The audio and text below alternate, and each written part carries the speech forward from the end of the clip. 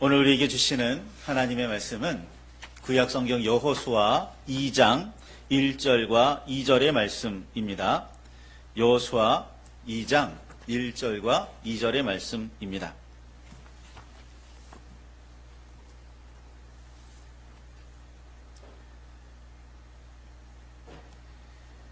저희자신 우리 함께 말씀을 봉독하시겠습니다. 눈의 아들 여호수아가 시딤에서 두 사람을 정탐꾼으로 보내며 이르되 가서 그 땅과 여리고를 엿보라 하매 그들이 가서 라합이라 하는 기생의 집에 들어가 거기서 유숙하더니 어떤 사람이 여리고 왕에게 말하여 이르되 보소서 이 밤에 이스라엘 자손 중에 몇 사람이 이 땅을 정탐하러 이리로 들어왔나이다. 아멘.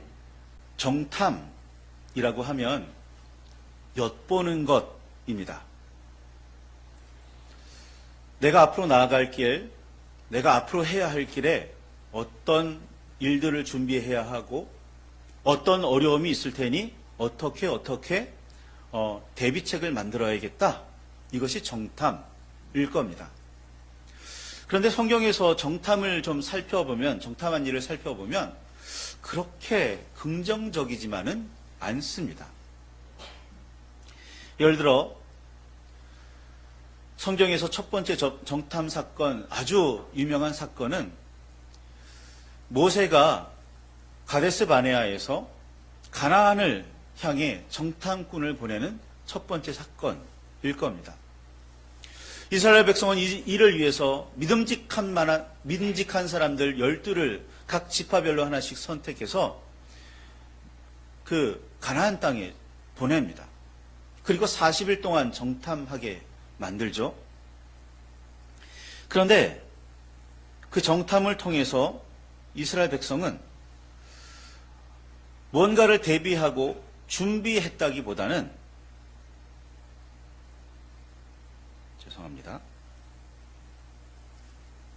거기에서 뭔가 걸림돌, 시험을 받게 됩니다. 정탐꾼들이 12명이 가서 정탐을 했습니다. 그런데 그 정탐의 결과를, 보고를 들은 이 사람들은 가나안 땅 들어갈 만한 것이 되지 못합니다. 그곳에 들어가려고 하니 너무나 두렵습니다. 암담합니다. 라고 절망에 빠지게 됩니다. 정탐을 통해서 뭔가 대안을 만들고 대책을 만들려고 보냈더니 대안을 만들고 대책을 만들기는커녕 절망하고 낙담해버리고 맙니다. 하나님께서 우리와 함께 하시니 이집트에서 10번의 기적을 보여주셔서 우리를 해방시키셨고 바위에서 물을 내시고 만나와 메추라기를 아침 저녁마다 내려주시고 수많은 어려움들 있었지만 홍해를 가르면서까지 우리를 지켜주시고 보호하시고 인도하신 하나님을 그 하나님의 역사를 밤낮으로 보면서 그 하나님께서 함께 하심을 밤낮으로 느끼면서 구름 기둥과 불 기둥이 눈앞에 보이는데도 불구하고 뭐라고 이야기하냐면 우리는 그 땅에 들어갈 수 없습니다. 정탐해 보았더니 우리는 갈 수 없습니다. 라고 말합니다. 하나님께서 우리와 함께 하시니 능히 들어갈 수 있습니다. 능히 우리가 조금만 머리 쓰고 조금만 힘을 내면 그 땅은 우리의 땅이 될 겁니다. 자신감을 가지는 계기가 되지를 못합니다. 그 순간에 이스라엘은 저 정도면 우리는 능히 이길 수 있어. 능히 그 땅을 우리 땅으로 만들 수 있어. 라고 말하지 못하고 고백하지 못하고 하나님께서 함께 계시는 것마저도 잊어버리게 됩니다. 우리 어떤 커다란 일이 생겨서 막 정신이 없을 때 하나님을 의지하고 하나님을 붙드는 사람들이 생각보다 많지 않습니다. 아이고 주저앉고 말죠. 그러면서 한참 넋을 놓고 있다가 그래 정신 차리자 하나님을 붙들면, 하나님을 찾으면 다행이죠. 엄마, 아빠, 이 일을 도와줄 수 있는 어떤 사람들에게 연락하는 걸 먼저 한다면 우리는 신앙생활을 어쩌면 잘못하고 있는 것일 수도 있습니다. 우리는 그 순간에 하나님을 기억해야 해요. 하나님께서 함께 하신다면 능히 이 어려움은 헤쳐나갈 수 있어. 힘있게 일어날 수 있어야 하는데 그 순간에, 그 어려움의 고난의 순간에 털썩 주저앉아 아무것도 떠오르지 않는다면 우리는 하나님을 제대로 알지 못하는 거고 의지하지 않고 있다는 사실을 알 수밖에 없습니다. 이게 정탐의 결과였다는 게 더 큰 문제입니다.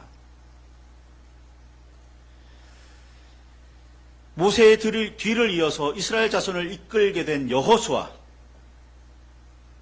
이런 정탐의 문제점, 이런 백성의 약점을 누구보다 잘 알고 있었습니다. 왜냐하면 그 정탐꾼 중에 한 명이었고 그 모든 일을 모세의 옆에서 그 모든 일을 피부로 겪었던 사람이기 때문에 누구보다 잘 알고 있었습니다. 앞으로 있을 가나안에서의 싸움보다 언제나 여호와를 거역했던 백성이 더 큰 걱정거리였을지도 모르겠습니다. 그동안 여호수아는 이미 수많은 전쟁에서 여호와의 역사를 몸으로 경험했습니다. 모세는 산 위에서 두 손 들고 기도하고 있을 때 여호수아는 전쟁에서 누구보다 앞장서서 싸웠습니다. 불가능한 전쟁, 이길 수 없는 전쟁이라는 걸 피부로 느꼈고 모세가 산 위에서 정말 힘들게 기도하지 않으면 그 손이 올라가지 않고 내려가면 전쟁을 질 수밖에 없다는 사실을 누구보다 잘 알고 있는 사람이었습니다. 그를 몸으로 겪은 사람입니다. 40년 전에 바란 강야 가데스에서도 여호와께서 함께 하시면 가나안에 아무리 강대한 민족이 살고 있고 아무리 견고한 성읍이 있어도 문제가 안 된다고 목숨 걸고 백성들 앞에서 외쳤던 사람입니다. 그러니 애초부터 가나안에 대한 두려움은 여호수아에게 찾아볼 수 없었습니다. 그렇게 여겨집니다. 그러나 모세 같은 사람도 버거워했던 백성을 이제 자신이 이끌어야 한다는 부담감은 보통이 아니었을 겁니다. 왜요? 모세가, 그 대단한 지도자 모세가 있고 하나님께서 함께 하심에도 불구하고 이스라엘은 출애굽부터 시작해서 가데스 바네아에 도착하기까지 가데스 바네아에서 40년 동안 광야 생활을 하고 마침내 요단강에 이르렀을 때까지 불평하고 원망하며 거역했던 백성이기 때문입니다. 하나님께서 여호수아에게 직접 나타나셔서 강하고 담대하라라고 말씀하신 배경을 더욱 깊게 묵상해 보시기 바랍니다. 강하고 담대해야만 했던 이유가 앞으로 가나안 땅에서의 전쟁이 힘겹고 어렵기 때문이었을까요? 아니면 백성을 다스리는 일이, 백성을 이끌고 가는 일이 고통스럽고 괴로운 일이었기 때문이었을까요? 하나님께서는 가나안 정복을 두고 강하고 담대하라고 말씀하지 않으셨던 것 같습니다. 하나님께서 여호수아를 강하고 담대하도록 격려하셔야 했던 이유는 순전히 이스라엘 자손 때문이었습니다. 기회만 있으면 지도자에게 반기를 들며 나아가 여호와 앞에 원망을 쏟아놓는 백성, 시도 때도 없이 여호와 하나님을 거역하는 백성, 틈만 나면 이집트로 돌아가자며 시위하는 백성 때문이었습니다. 하나님께서는 여호수아에게 강하고 담대하라고, 두려워하거나 놀라지 말라고 한 번만 말씀하신 게 아닙니다. 여러 번 말씀하십니다. 그만큼 이 문제는 심각했습니다. 정탐의 문제점을 잘 알고 있었고 백성의 단점도 잘 알고 있었고 정탐에 대한 트라우마, 이거 정탐하면 무슨 일이 벌어질지 누구보다도 잘 알고 있었을 이 여호수아는 이스라엘의 지도자가 된 이후에 여리고 정탐을 허용합니다.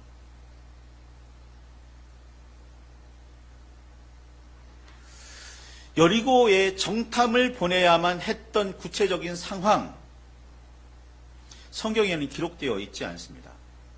그러나 가데스 바네아에서 정탐을 보내만 했던, 모세가 정탐을 보내만 했던 상황은 성경이 기록되어 있습니다. 특별히 민수기에 좀 더 자세히 기록되어 있어요. 뭐라고 이야기를 하냐면, 이 가나안 땅을 앞두고 모세는 백성에게 이야기합니다. 하나님께서 약속하셨다. 하나님께서 우리와 함께 하신다. 그러니 우리 가나안 땅에 들어가자. 정탐 따위는 필요치 않다. 라고 말합니다. 그런데 백성은 모세 앞에 나와서 이야기합니다. 그래도 우리가 어느 방향으로, 어느 길로 나아갈지는 알아야 하고, 어떤 성읍이 있어서 우리를 가로막을지, 그 성읍을 어떻게 공략해야 할지는 우리 알아야겠습니다. 백성들이 아우성을 쳐요. 이 문제를 가지고 모세는 하나님께 여쭈어봤을 것 같습니다. 하나님, 이 문제를 어떻게 할까요? 백성이 이렇게 나오는데요. 그러자 하나님께서는 이 일을 허락하세요. 그러니까 가나안 정탐은 하나님의 명령이 아니라 허락이었던 거예요. 백성들의 요구에 따르는 허락인 겁니다. 그렇게 해서 억지로 모세의 마음은 탐탁하지 않지만 보낼 수밖에 없었어요. 여리고성을 앞두고 있는 이 백성도 마찬가지 아니었을까 여겨집니다. 여호수아는 하나님께서 우리와 함께 하신다. 하나님께서 우리와 함께 하시면 여리고가 문제가 아니라 가나안 전체 전혀 문제가 되지 않는다라고 여호수아는 알고 있었기 때문에 가자라고 했을 텐데 백성은 아니었던 것 같습니다. 살펴보자 그래도 여리고성에 뭐가 있는지, 뭐가 우리를 가로막을지는 알아야 되지 않겠느냐 라면서 말이죠. 실상을 파악하고 대책을 세우는 일은 반드시 필요합니다. 문제는 실상을 파악한 후에 두려움과 혼란에 빠지기 때문이에요. 두려움과 혼란 때문에 여호와의 말씀에 대해 의심과 회의를 품기 때문입니다. 나아가 하나님의 뜻을 저버리기 때문이에요. 문제가 있다면 정확하게 파악해야 하고 어렵고 힘든 일이라는 것이 판단된다면 더욱 여호와 하나님을 의지하면 됩니다. 그런데 온 세상을 창조하시고 섭리하시는 하나님, 쉬지 않고 늘 우리를 위해 일하시는 하나님, 우리를 위해 자기 백성, 나아가 자녀로 우리를 삼으시고 사랑하시는 하나님을 붙들기만 하면 되는데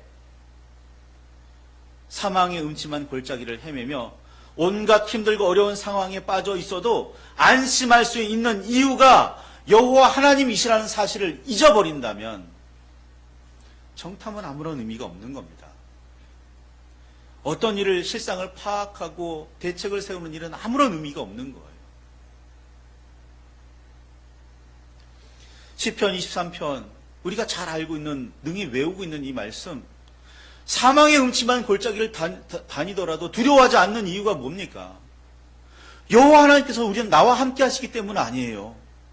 여호와 하나님께서 나의 등불이 되시고 나의 인도자가 되시고 나의 주님이 되시기 때문 아닙니까?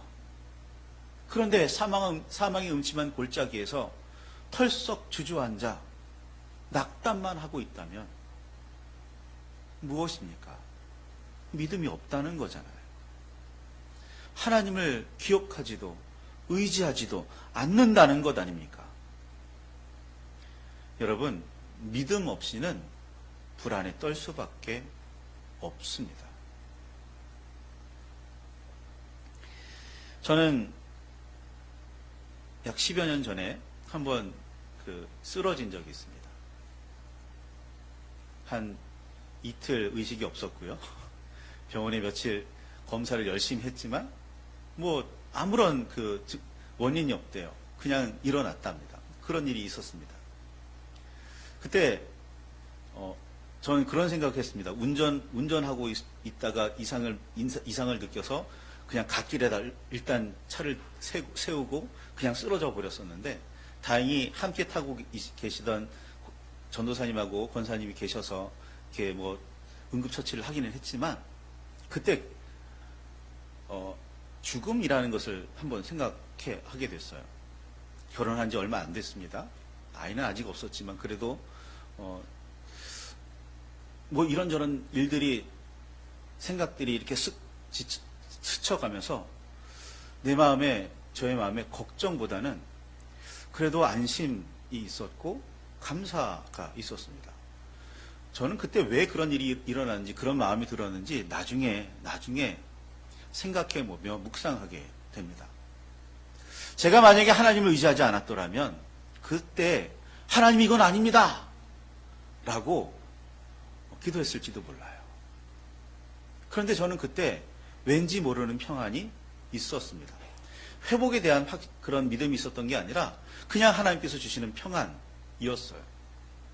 앞으로 일이 어찌 되든 간에 주께서 나와 함께 하시리라는 그 믿음은 그때 저를 붙들어 주었습니다.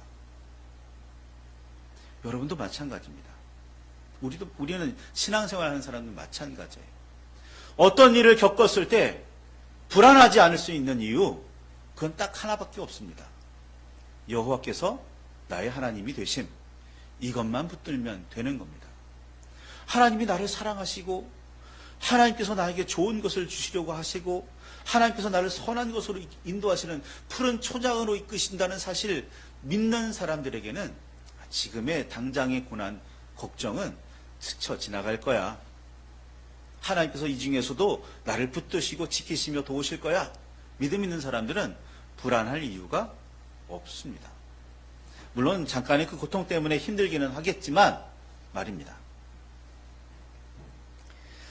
여리고의 허실을 탐지하고 민심을 살펴야 했던 정탐꾼 둘은 어이없게도 금방 들키고 맙니다. 여러분, 정탐꾼은 자신을 숨길 줄 알아야 되잖아요. 그리고 상대방이 허실을 탐지하려면 원래 숨어서 이렇게 잘 돌아다닐 줄 알아야 하는 사람입니다. 60만이 넘는 성인 남자 숫자만 60만이 넘는 그 엄청난 사람 중에 두 사람 뽑혀서 여리고성에 파견됐으니 그 사람들 대단히 뛰어난 사람들이었을 거 아니에요. 그런데 어이없게도 금방 들통이 납니다.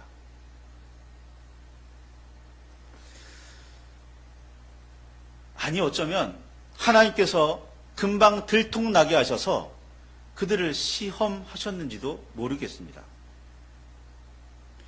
유숙하고 있던 집의 주인인 라합의 도움으로 위기를 모면하게 됩니다. 그 순간에 라합은 이스라엘 정탐꾼들과 거래를 시도합니다. 무사히 성을 빠져나갈 수 있도록 도와줄 테니 나중에 이 여리고 성을 점령했을 때 우리를 좀 살려달라 조건을 걸죠. 놀랍게도 라합은 여호와께서 여리고를 이스라엘에게 주신 줄을 알고 있었습니다. 놀랍죠? 이스라엘 백성도 아닌데 여리고 백성 라합이 알고 있습니다.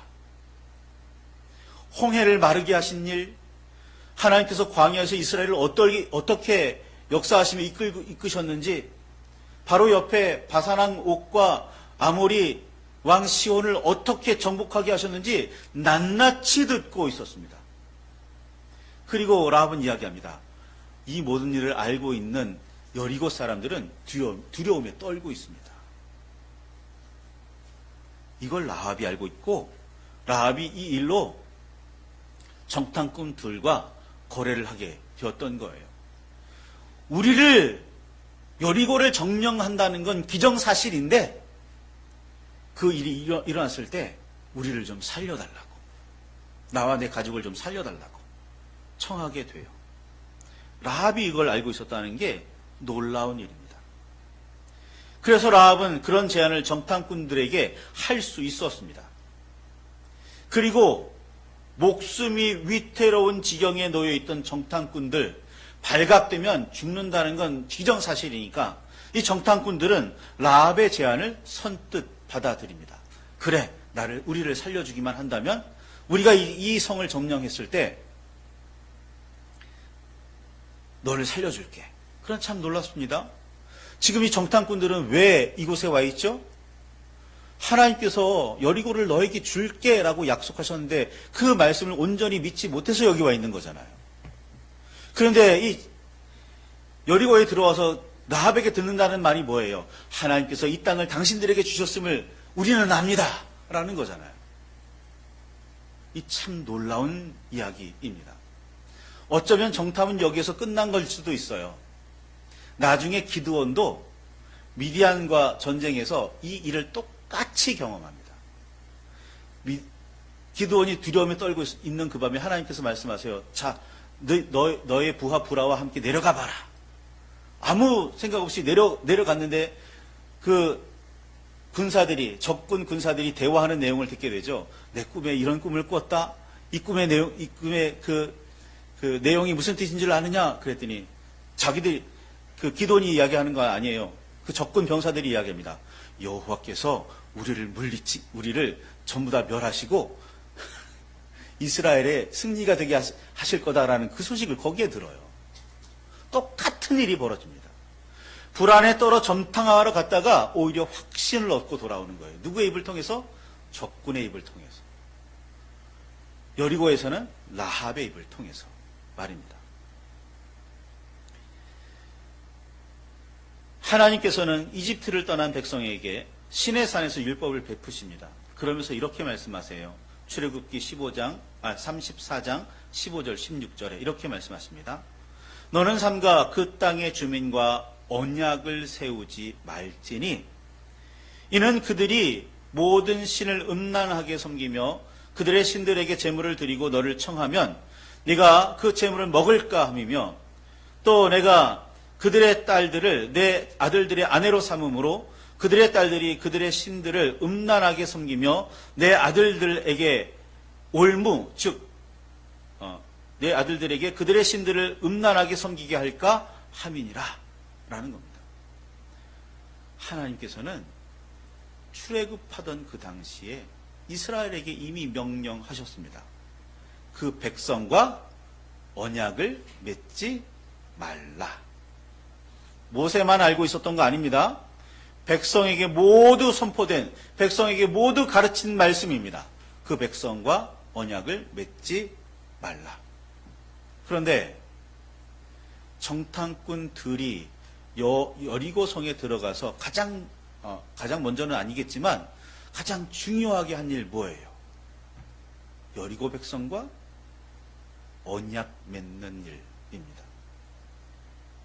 라합은 그 일로 말미암아 하나님께서 역사하시는 일을 알고 있고 하나님의 역사에 동참하려는 그 마음으로 말미암아 라합은 구원을 받지만 이스라엘 백성은 정탐꾼들은 가나안 땅 여리고성을 정탐하러 들어갔다가 가나안 백성과 언약만 맺고 돌아옵니다.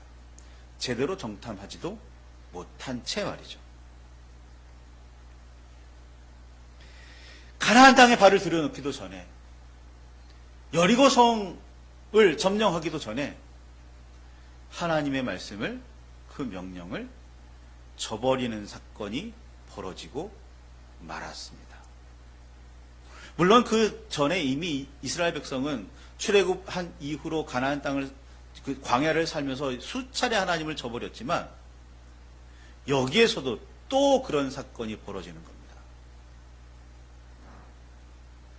그렇게 힘들게 지켜낸, 얼마나 정탐을 했는지 모르지만 그렇게 힘들게 지켜낸 정보가 여리고 점령에 요긴하게 사용되었으면 그나마 의미 있다고 평가할 수도 있을 것 같습니다. 그런데 여러분 아시잖아요. 여리고 점령이 어떻게 이루어졌죠? 하나님께서 명령하시잖아요. 너희들 앞으로 6일 동안 한 바퀴씩 돌아 너희 앞에 제사장들이 나팔을 불며 갈 테니까 너희는 조용히 그 뒤를 그냥 따르기만 해. 여리고성을 그냥 하루에 한 바퀴씩 6일 동안 돕니다. 마지막에 7번째 날 7바퀴를 돌아요. 그게 전부입니다. 그리고 마지막에 소리만 질렀을 뿐이에요. 그랬더니 어떤 일이 벌어집니까? 성이 무너져 버립니다. 정탐한 정보가 하나도 쓸모가 없습니다. 쓸데없는 짓거리였던 거예요. 하나님을 붙들고 의지하기만 하면 되었던 문제를 굉장히 복잡하고 힘들게 어렵게 꼬아서 해결하려고 했는데 결국에는 하나님께서 역사하셔서 이겼지 정탐은 아무런 의미가 없습니다. 하나님께서 기드온에게 전쟁을 앞두고 군사를 모집하라고 말씀하셨습니다. 32,000명이 모여요. 그런데 하나님께서 그 숫자를 많다고 말씀하십니다. 그래서 어떻게 10,000명을 줄여요. 그런데 그마저도 많다고 하세요. 그래서 결국 300명만 남기십니다. 그런데 하나님께서 이렇게 숫자를 줄이실 때마다 하시는 말씀이 있어요. 네가 그 숫자로 전쟁에 나가서 이겼다가는 너희들이 자기들이 잘 싸워서 이겼다라고 할까 두렵다. 300명이라는 숫자는 뭐냐면요. 절대로 무슨 일이 있어도 이 숫자를 가지고 미디안 연합군을 이길 수는 없는데 이거 하나님께서 싸우신 거야. 하나님께서 이기셨지 우리가 한 일은 아무것도 없어 라는 걸 인정하게 만들기 위한 숫자 300명인 거예요. 그래서 300명은 용사가 아닙니다. 300명은 지략이 뛰어나거나 무슨 침착해서 전략을 잘 수행하거나 하는 그런 사람들이 아니에요. 그냥 상징적인 숫자일 뿐인 겁니다. 300명은 용사라고 부르면 안 돼요. 그냥 기드온과 300명의 군사들일 뿐인 겁니다. 그런데 그 사건 이후에 어떤 일이 벌어져요? 기드온은 영웅으로 추앙받고 300명은 용사로 높임을 받습니다. 하나님을 높이라니까, 하나님을 기억하라니까, 하나님께 영광을 돌리라니까, 하나님께 모든 공을 돌리라니까 안 해요. 자, 여호수아와 그 군사들이 하나님의 말씀에 따라 그냥 여리고성을 그냥 아무 소리 안 하고 그냥 한 바퀴씩 돌다가 7바퀴 돌았을 뿐인데 무너졌어요. 그 공을 누구에게 돌려야 됩니까? 당연히 여호와 하나님께 돌려야죠. 그런데 그 이후에 어떤 일이 벌어져요? 여호수아가 높여지고 백성들이 두려움이 된다면, 이스라엘이 두려움의 대상이 된다면 이건 문제가 심각한 겁니다. 그런 일이 실제로 벌어집니다. 오늘 말씀을 깊이 새기시길 바랍니다. 대체 무슨 이유로 목숨을 걸고 정탐했는지 이 이야기 전체를 놓고 보면 알 수가 없습니다. 정탐은 여호와를 믿고 의지하지 않았기에 이루어진 거역일 뿐입니다. 그러니 정탐은 불신의 표현이었던 거죠. 아까도 말씀드렸듯이 뭔가 실상을 파악하고 사태를 파악하는 건 필요해요. 거기에 따른 대안 만드는 거 필요합니다. 그거 부정하는 게 아니에요. 대안을 만들지 말라는 얘기 아닙니다. 여호와를 향한 의지, 믿음은 잃지 말아야죠. 두려움에 빠지지는 말아야죠. 그깟 일 정도는 여호와 하나님께서 능히 하실 수 있는 일이야 라고 여길 수 있어야죠. 암이 걸렸어요? 불치의 병이 걸렸으니까 하나님께는 아무것도 아니라니까요. 이 믿음을 가지고 있는지 우리를 시험하시는 것일 수도 있다는 걸 아셔야 합니다. 오늘 우리는 수많은 삶의 어려움 속에 있습니다. 경제적인 어려움도 있고 어떤 정치적인 어려움도 있고 삶의 이런저런 문제들이 많습니다. 그 속에서 우리는 우왕좌왕합니다. 그런데 그 원인이 우리의 정보 부족과 대책 없음 때문일까요? 내가 그 일을 잘 알지 못하고 그 일을 누구도 도와줄 것 같지 않아서입니까? 아니면 여호와 하나님, 세상을 창조하시고 섭리하시는 그분, 예수 그리스도, 나의 모든 문제를 해결하시고 하나님의 나라로 인도하시는 그분, 성령 하나님, 나와 늘 함께 하셔서 하늘의 지혜를 주시고 모든 길을 헤쳐나갈 능력을 주시는 그분들을, 그 여호와 하나님을, 그 주님을 의지하지 못하기 때문일까요? 말씀을 붙들고 깊이 묵상하시길 바랍니다. 그리고 결단하시길 바라요. 믿음의 부족함 때문에 여전히 우왕좌왕하고 있다면 굳건한 믿음을, 반석 위에 든든한 믿음을 허락하옵소서 기도하시며 주께 매달리시기 바랍니다. 그렇게 믿음의 길을, 이 세상에서의 삶의 길을 걸어나가시기를, 승리하시기를 바랍니다. 우리 말씀을 깊이 마음에 새기시며 묵상하시며 함께 기도하시길 바랍니다. 결단하시길 바랍니다. 주님, 우리를 든든한 믿음의 반석 위에 세워 주시옵소서. 어떤 세파가 우리를 찾아와도 능히 이기게 하옵소서. 우리 함께 기도하시기를 바랍니다.